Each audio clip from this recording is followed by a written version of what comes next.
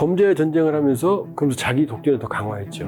그러니까 상대방을 칠 때 이 부패라는 걸 중심으로 쳐버리니까 지지도가 올라가는 거죠. 근데 어떻게 됐어요? 내 독재는 더 강화됐잖아요. 네. 그럼 내 발밑은 어떻게 돼요? 썩고 있는 거죠. 권력 투쟁으로 시진핑 기반이 약화되는 게 아니고 시진핑 독재의 취약성이 드러나기 시작한다 이렇게 봐야 되는 거죠. 누가 치고 올라와서 시진핑을 자르는 건 아니다.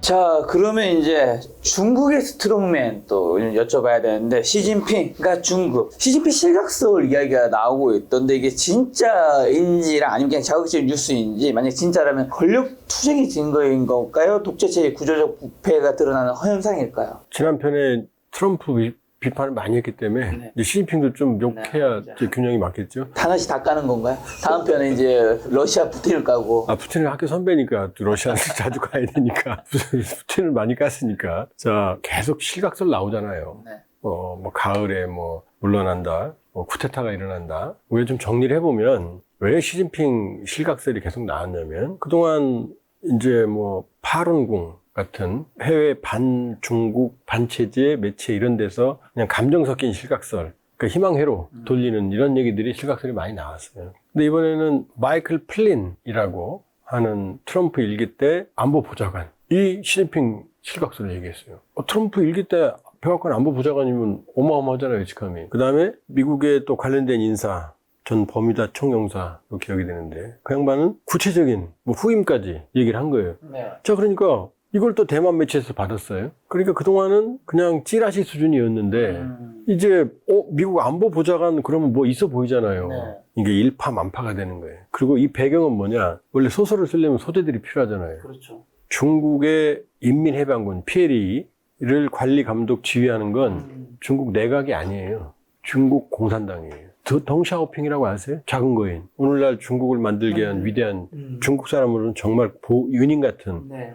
뭐 테난문 진압하고 뭐 공과도 많은데 네. 그 권력자가 국가 주석 직함을 가진 적이 없어요. 뭐만 가졌느냐? 당중앙군사위원회 주석직만 가졌어요. 군을 통솔하는 데거든요. 그 당중앙군사위원회, 중국 공산당 중앙군사위원회가 얼마나 무서운 데인지 알겠죠? 네. 자, 중국 공산당 중앙군사위원회의 주석이 누구냐? 북한은 총비서가 김정은이에요. 주석이 누구냐면 시진핑이겠죠, 당연히. 네. 그 부주석이 둘이 있었어요. 허웨이둥, 장여우샤. 그 다음에 팀원이 4명, 위원이. 7명이죠. 근데 여기서 부주석 중에 하나가 허웨이둥이 3월 이후로 안 나와요. 사라졌어요. 한 명 날라갔죠? 그럼 부주석 하나 남았죠? 네. 그 다음 4명 중에 2명이 리쌍푸와 мя오하거든요. 네. 이 사람들은 시진핑이 수족처럼 군부를 장악하고 중국군 현대화에 기여했던 인물이거든요. 근데 한 사람은 심각한 기율위반, 한 사람은 부정부패로 날아갔어요. 이건 확인됐어요. 그럼 그 어마어마한 당중앙 군사위원회 7명 중에 지금 몇 명이 날아갔어요? 3명이요. 이상하죠? 그 다음에 6월에는 쉬치량이라고 그 이전 당중앙군사위원회 부주석으로서 시진핑 인민해방군을 이제 시가군, 시씨 집안의 군대를 시자진이라고 그래요. 네.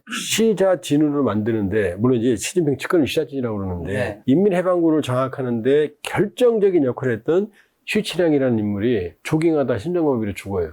전 당중앙군사위 부주석이라고 했잖아요, 시진핑 네. 측근.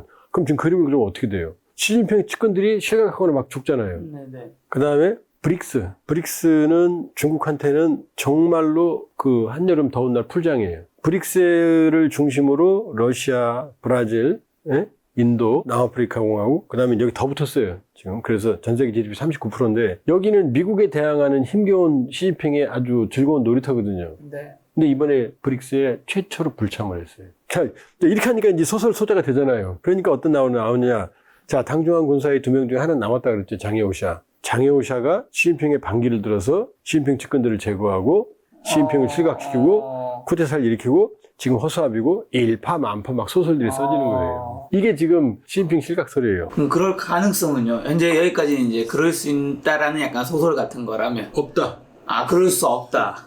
진실은 뭔가요? 진실은 제가 중국 전문가는 아니지만 왜 자꾸 중국에 끼어드냐면 일단 제가 소련에서 공부했습니다. 네. 스탈린 시스템을 잘 알아요. 네. 그다음 북한 전문가입니다. 네. 그러니까 이 두 개를 적용을 하면 어떤 일이 벌어지느냐. 과거 소련 시절의 영화를 보면 뭐 스탈린그라드 전투, 뭐 레닌그라드 그런 영화를 보면 항상 중대장이 있으면은 중대 정치위원이라는 사람이 하나 나와요. 사단장이 있으면 사단 정치위원이 또 있어요. 네. 그러니까 북한 군대는 이렇게 돼 있어요. 우리 지금 합참의장 있고 이게 총참모장이 야전군이에요. 그럼 이쪽에 총정치국이 있어요. 요건 군대 안에서 이 사람들 감시하는 그걸 거예요. 견제하는 견제가 아니에요. 감시. 일방적 감시예요. 견제가 아니에요. 여기 못 대들어요. 영화에 소련 영화도 보면 정치위원이 딱 지시하면 말 들어요. 근데 항상 충돌하죠. 군사적인 전문성은 군인이 있잖아요. 네. 정치위원은 사상만 검증하는 거거든요. 그렇죠. 그래서 김정일 사후 2011년 12월 17일 날 죽었고 12월 19일 날 12시 중대 보도를 통해 보도가 되거든요. 그때 남포에 있는 235 사단에 있는 문건이 한 12,000페이지가 밖으로 흘러나왔어요. 이거 실화예요. 거기에 총정치국의 정치위원이 감시한 내용이 다 들어있어요. 뭐 그 보도를 듣고 사단장이 눈물 흘리고 땅을 치고 5분간 한숨 쉬고 어디를 가서 분단위로 다 조사해놨어요. 네. 이게 공산당의 군대 체제거든요. 소련도 마찬가지고. 그러면 중국 공산당 안에도 당중앙기율검사위원회라는 그런 시어머니가 있어서 모든 걸 감시해요. 그럼 중국 군대가 이 감시망을 벗어날 수 있겠어요? 그리고 시진핑이 지금 3연임을 했는데 장여우샤가 반기를 들 만한 인물이면 그 자리에 앉혀놨겠어요? 당중앙군사위원회 부주석이면 무소불위의 권력을 가지고 있는데 뭐하러 시진핑한테 반기를 듭니까? 북한 군대는 사단장이든 군단장이든 중대급 이상 부대의 이동 권한이 없어요. 이건 당중앙군사위원회의 허가를 받아야 돼요. 네. 인민군 총참모장 리용우라고 하는 아주 강직한 군인이고 김정일의 총애를 받았던 최고의 군인, 우리 중 합참부장이거든요. 처형당했어요. 이유가 뭐냐? 김정은의 명령 없이 부대를 이동했다는 걸로. 이런 게 중국 공산당 그 PLA도 똑같은데 이게 쿠데타에 가능하겠냐고요. 불가능하단 말이에요. 불가능해요. 아예 부대 이동 자체가 안 된다고요. 네. 그리고 장여우샤는 그 부모 세대가 의형제였고 이 장여우샤하고 시진핑도 형동생이에요, 사이가. 근데 이제 또 장여우샤가 반기를 들었다는 얘기가 또 어디서 나오냐? 지난번 양회 때 시진핑이 나가면 이제 전 간부가 이랬어요. 근데 일어나서 박수를 안 쳤던 거 아니 장여우샤는 안 일어나고 가방을 싸고 있거든요, 이렇게. 그러니까 요게 또 소재가 된 거예요. 이미 권력을 장악했으니까 이제 눈치 안 본다. 눈치 안 본다. 아니죠. 친하니까 급하면 이렇게 할 수도 있잖아요. 우연이죠. 그렇죠. 그럴 수 있죠. 그 다음에 또 하나는 중국에는 3대 파벌이 있거든요. 네. 하나는 공천당, 공산주의 청년단. 그 다음에 상하이방, 방이 그룹이라는 뜻이에요. 그 다음에 태자당. 자, 덩샤오평이 후계를 만들면서 장점인한테 후계를 물려줍니다. 그러면서 이제 덩샤오평이 뭐 어떤 체제를 만드냐면은 장점인을 임명하지만 그 다음 후계까지도 임명을 해요. 그럼 두 세대를 다 관리할 수 있는 거잖아요. 네. 그럼 장점인은 샹하이를 중심으로 정치력을 형성했기 때문에 장점인계를 샹하이방이라고 그래요. 그 후진타오는 공천당, 공산주의 청년동맹에서 세력을 확장했거든요. 그 다음에 시진핑은 태자당. 네. 아버지가 시중진이 부총리였거든요. 그러니까 이 세 개가 그래서 항상 다음번 임명이 되면 다음번까지도 다음번까지도 한 세대 건너까지도 임명하게 돼 있거든요. 그러니까 장점인의 입장에서는 이제 후계를 임명받았잖아요. 네. 그러면서도 권력을 안 놔요. 당중앙군사위원회 위원장 주석직을 장점이 몇 년 동안 더 가지고 있어요. 권력을 유지하면서. 그러니까 후진타오 위에는 상황이 있는 거죠. 그리고 이제 시진핑까지 넘어왔잖아요. 그러니까 후진타오 시진핑을 임명한 거 아니에요. 그러면은 이 세 개의 파벌이 지금 돌아가면서 먹는다, 돌아가면서 먹는 것도 아니에요. 우연히 그렇게 된 거예요. 그러니까 샹하이방의 장점인, 공청단의 후진타오, 태자당의 시진핑 이렇게 왔잖아요. 근데 여기서 끊어버린 거죠. 그러니까 이제 요 세 개가 권력을 돌아가면서 먹는다. 이것도 아닌 거예요, 사실은. 네. 첫 번째 사례일 뿐이에요. 첫 번째 사례일 뿐인 거예요. 그러니까 어떻게 말하냐면은 지난번 양회 때 후진타오가 거의 뭐 끌려나가는 듯한 모습이 보여지거든요. 네. 그러니까 이 공청단, 후진타오와 공청단, 장점인 샹하이방계, 그 다음에 이쪽이 이제 연합을 해서 태자당인 시진핑을 압박을 한다. 이게 또 소설이거든요. 그런데 이 세 세력이 대립하는 게 아니에요. 기득권을 나눠 먹는 거예요, 쉽게 말하면은. 그러니까 시진핑을 흔들면, 그러니까 이 공청단계와 샹하이방이 시진핑을 왜 지지해야 되느냐? 시진핑이 흔들리면 자기네 기득권이 사라지거든요. 그러니까 보시라이부터 시작해서 네. 여러 가지 공청단과 샹하이방 계열을 많이 친 것 같지만 사실은 그건 주요 인물들인 거고 이 공청단, 샹하이방, 태자당은 모두 지배 기득권 연합인 거예요. 연합체인 거예요. 근데 이 안에서 권력 투쟁으로 시진핑을 이렇게 노골적으로 몰아내면 시진핑 나오면 누가 해요? 시진핑이랑 그립을 그렇게 강하게 쥐고 있는데 그 공백 상태를 대체할 사람이 있겠어요?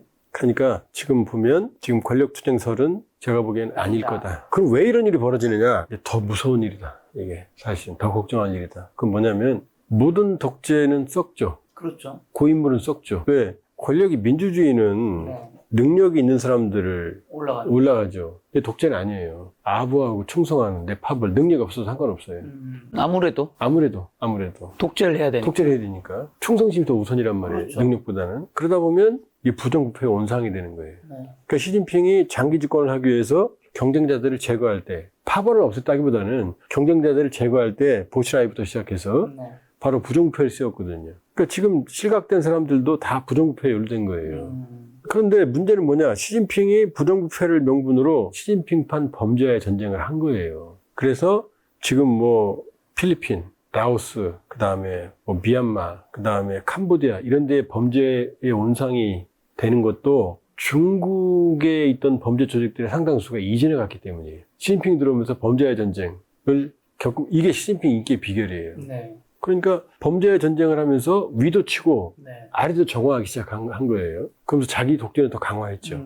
그러니까 상대방을 칠 때 이 부패라는 걸 중심으로 쳐버리니까 이제 지지도가 올라가는 거죠. 그렇죠. 근데 어떻게 됐어요? 내 독재는 더 강화됐잖아요. 네. 그럼 내 발밑은 어떻게 돼요? 썩고 있는 거죠. 그러니까 뚜껑을 열어보니까 이제 시진핑이 2027년까지 전쟁 준비를 완성하라고 시키거든요. 네. 그리고 자원은 몰아준 게 로켓군이에요. 로켓군. 로켓군. 여기가 천문학적인 예산을 쓰거든요. 네. 그러니까 여기서 비리의 원상이 된 거예요. 들어보니까 부품도 엉망이고, 네. 심하게 말하면 로켓 연료통 들어보니까 연료가 아니라 물 들어있고, 이러니까 여기서부터 목들이 날아가기 시작한 거예요. 그러다 보니까 줄줄이 캐다 보니까 어떻게 돼요? 자기 측근까지 다 나오는 거지, 이제. 그러니까 상대방을 칠 때 부정부패로 쳤는데, мя오아나 리상푸나 허웨이둥이나 이런 사람들이 부정부패 비리에 걸려들면 얘들만 받을 수 있어요? 없죠. 못 봐주죠. 아, 시진핑이 그럼 밑에 수족들 같은 사람을 직접 친 거다. 그렇죠. 그러니까 읍참마속인 거죠. 안 칠 수가 없는 거죠. 고구마 줄기 엮듯이 나오니까. 네. 지금도 계속 숙청해요, 지금. 여기저기. 왜냐? 독재는 필연적으로 썩으니까 네. 시진핑 독재 체제의 경직성이 나타나는 거죠. 그러니까 권력 투쟁으로 시진핑 기반이 약화되는 게 아니고 네. 시진핑 독재의 취약성이 드러나기 시작한다 이렇게 봐야 되는 거죠. 그러니까 만일에 사회 연임을 못한다면 이 구조적인 난맥상 때문에 못하는 거지 누가 치고 올라와서 시진핑을 자르는 건 아니다. 시진핑 3년 이후 강화된 1인 우위체제 가장 큰 구조적 위험은 부정부패와 비리들이 내 밑에 수족들도 하게 되었다. 그렇죠. 그 다음 두 번째, 중국의 개혁개방의 역사를 알아야 되는데 네. 중국이 모택동은 마오쩌둥은 스탈린주의자예요. 네. 급격한 공업화를 하려고 했던 게 급격한 사회주의와 급격한 공업화를 하려고 했던 게 대약진 운동이에요. 58년에서 62년까지. 네. 근데 이게 그러니까 농민들 땅을 집단화 인민공사체제로 바꾸고 그 다음에 철강 생산에 주력을 해요. 근데 이게 대실패합니다. 그래서 공식 통계는 없지만 3천만 명에서 5천만 명 정도가 굶어 죽은 걸로 기록이 돼요. 네. 우리나라 인구보다 더 많은 사람이 죽은 거예요. 굶어 죽은 거예요. 그러면서 이제 그때 등소평 같은 실용주의자들이 등장을 하는 거예요. 근데 마오쩌둥이 또 보통 인물이에요. 다시 돌아와요. 문화혁명을 합니다.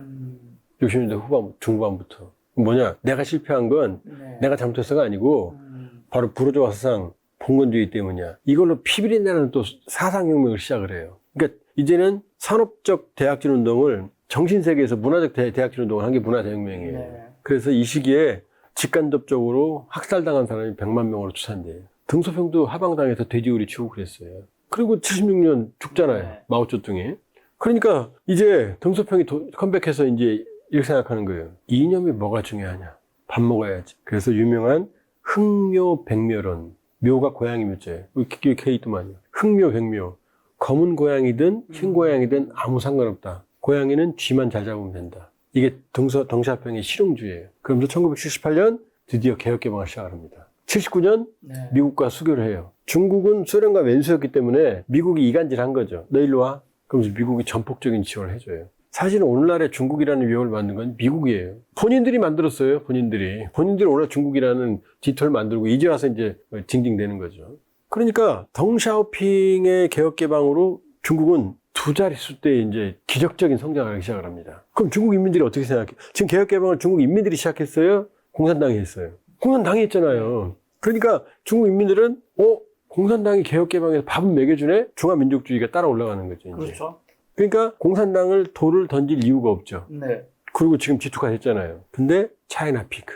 이제 한계가 왔잖아요. 첨단 기술은 미국이 때려. 그 다음에 저임 노동력은 이제 방글라데시, 인도네시아, 베트남, 인도한테 밀리잖아요. 그러니까 차이나 피크 성장률이 어떻게 해요? 네. 점점 저성장으로. 떨어져요. 저성장으로. 거기다가 시진핑 독재 체제의 부작용들이 나타나고, 그 다음에 수출 경제 한계, 일본처럼 버블, 물건 팔면 돈이 들어오면 사람들이 일보다는 투자를 한단 말이에요. 부동산 투자 같은데. 그게 일본의 비극이란 말이에요. 그 부동산 버블이 이제 홍대 사태부터 터지기 시작하는 거죠, 이제. 네. 그러니까 이제 차이나 피크, 중국 경제의 고도 성장 시기가 끝났어요. 그럼 그건 필연이에요. 늦게 온 것 뿐이에요. 14억 인구가 고도 성장을 어떻게 해요? 근데 중국은 불균형적 성장을 하다 보니까 농민공 문제, 이 취약한, 이 복지의 취약 사각지대의 저임 노동력들이 이 중국 경쟁력을 해결해 왔는데, 근데 복지 사각지대에 있는 농민공들은 이제 저성장 시대가 되면 길거리 내몰리잖아요. 그러니까 이제 중국 청년 실업률이 15% 얘기 나오잖아요. 그럼 이제 어떻게 돼요? 근데 부정부패가 여기 터져 나오잖아요. 네. 그럼 지금까지 중국 사람들이 공산당이 밥은 먹여줬었는데 지금 어떻게 말해요? 공산당 때문에 못 살겠다. 라는 이제 서민들의, 일반 중국 인민들의 불만들이 터져 나오는 거죠. 그럼 이제 어떻게 돼요? 저항이 현지화되는 거죠. 이게 왜 문제가 되냐면 사람들이 10,000불 정도, 뭐 그 시기마다 달라요. GDP가 만 달러, 10,000불 정도 되면 독재를 못 견뎌합니다. 10,000불, 지금 해외여행 다 다녀왔는데 지금 뭐 인터넷을 통제? 이상하죠. 그 다음에 뭐 대한민국 가서 미국 가서 유럽 가서 놀다 왔는데 방간전법? 말 한마디 잘못하면 잡혀가? 이상한 거죠. 그러니까天安門, 80년대 후반에天安門이 왜 실패했느냐. 그때는 중국의 전반적인 시민의식이 높지 않은 거죠. 그냥 독재를 받아들이는 거죠. 우리도 어떻게 됐어요? 4.19 60년, 5.17, 5.18 80년, 87년 시민혁명. 계속 오잖아요, 지금. 87년까지만 해도 노태우가 됩니다. 이승만 독재, 박정희 군부 독재, 그럼에도 불구하고 전두환 독재, 그럼에도 불구하고 노태우. 그 다음에서야 김영삼 대통령이 그것도 이 군부 독재를 했던 3당 합당을 통해서 문민정부가 탄생을 하거든요. 이게 뭐냐? 시민의식이 갑자기 비약적으로 발전 안 하니까 따라가는 거예요. 그러니까 지금은 윤석열 정권의 군사 쿠데타, 계엄, 실패할 수밖에 없죠. 민도가 이렇게 높아져 있는데. 그렇죠. 옛날 과거의 추억에 살았기 때문에 이게 진화를 안 한 거예요. 윤석열 대통령 머리는 그 과거의 군부 독재 머리에 굳어 있는 거예요. 지금 현상을 모르는 거죠. 그럼 이렇게 발달하거든요. 그러니까 지금은天安門 사태가 아니죠, 이제. 중국 인민들은 이제 중국의 대한민국 중산층 정도 수준이 한 1억 명 된대요. 우리 중산층 수준이. 그럼 그 중산층을 뭐로 하겠어요? 좀 더 많은 자유와 인권과 민주주의와 우리는 왜 투표 안 하지? 투표 없잖아요. 근데 왜 우리 검열을 받지? 이거 이해하겠냐고요. 마인이 한마디 하고 나서 몇 달 동안 사라졌다가 나오잖아요, 지금. 그런 체제잖아요. 외국 기업들도 간접법에 걸리면 그냥 문 닫잖아요. 나가죠, 이제. 그럼 어떻게 돼요, 이제? 자, 시진핑 독재의 한계, 차이나 피크의 한계, 그 다음에 중국 인민들의 시민의식. 이건 거대한 위협으로 등장하는 거죠. 그러니까 뭐 단순히 뭐 권력투쟁이다? 이게 아니에요. 중국에 숨겨졌던 구조적인 위기들이 나타난다. 그러면 이제 이렇게 말합니다. 중국 이제 미워하는 사람들 많잖아요. 중국 혐오증 많잖아요, 여기서. 중국 무너져라, 뭐 5.16국대라 그러거든요. 그건 단순한 생각이에요. 중국의 패권도 무섭지만 중국이 쪼개지기 시작하면 아직도 중국 우리 최고 시장이거든요. 전 세계 공급망이거든요. 그럼 중국이 무너지면 중국이 쪼개지고 혼란스러워지면 다른 나라가 평화롭냐? 평화롭겠습니까? 평화롭지 않죠. 특히 한국도. 그걸 황화론이라고 그래요. 황화. 그러니까 중국에 불이 나면 옆집에 불 나면 우리 집 안전해요? 그 단순한 생각이에요. 그러니까 중국은 잘 돼도 걱정, 안 돼도 걱정 이런 거고 중요한 건 중국의 구조적 위기가 이제 현재하고 있다. 그러니까 단순한 무슨 뭐 군사 쿠데타 뭐 이게 아니고 더 심각한 중국의 구조적인 문제들이 있고 더 큰 문제는 뭐냐? 시진핑 다음이 없다는 거예요. 중국 전문가들의 상당수는 이렇게 말해요. 시진핑은 버틸 거다. 문제는 시진핑 다음이다. 왜? 강력한 그립을 쥐고 있던 시진핑이 지금 후계를 만들어야 되는데 계속 쥐고 있잖아요, 지금. 그러니까 시진핑 후계를 만들고 그 사람한테 권력을 형성할 시간을 주고 자연스럽게 넘어가야 되는데 이미 시진핑이 장기 독재로 가버렸으니 죽기 전에 놓겠어요? 마오쩌둥이 그러고 죽어버린 거 아니에요. 그러니까 이거는 생각보다 복잡한 문제다. 그러면 2029년 개혁 완성 목표 제시가 시진핑의 사연임을 위한 포석일까요? 현재까지는 사연임 의도는 확실해요. 그리고 본인이 아마 그렇게 생각하는 것 같아요. 중국 쪽에 있는 사람들 얘기 들어보면 자기만이 할 수 있다. 자기만이 차이니스 드림, 중국몽을 완성할 수 있고 자기만이 하나의 중국, 대만까지 영향권에 넣는 그게 무력 침공일지 아니면 실질적인 대만에 친중할지 그건 모르지만 뭐 개인적으로 저는 뭐 대만 침공 직접 가능성은 높지 않다고 보는데 그러니까 자기만이 할 수 있고 자기가 해야 된다라는 생각을 가진 것 같아요. 그러니까 시진핑은 지금 호랑이 등에 탄 거죠. 이 의원님에서 끝나고 넘겨줬으면 괜찮은데 순조로운데 자기가 지금 3번까지 했기 때문에 여기서 넘겨주면 이제 위험해지기 시작하는 거죠. 더 위험해지는 거죠. 그러니까 시진핑은 정상적인 후계를 만들기 쉽지 않을 거다. 그리고 그 다음으로 지금 떠오르는 인물도 없어요. 그럼 이 상황에서 시진핑이 갑자기 시진핑 건강 이상설도 많이 나오거든요. 그러니까 모든 독재자는 김정은도 그렇지만 항상 이상설이 나와요. 그리고 이상설이 나오지만 만일에 그게 현재화 된다고 그러면은 그때는 감당하기 어렵죠. 중국으로서.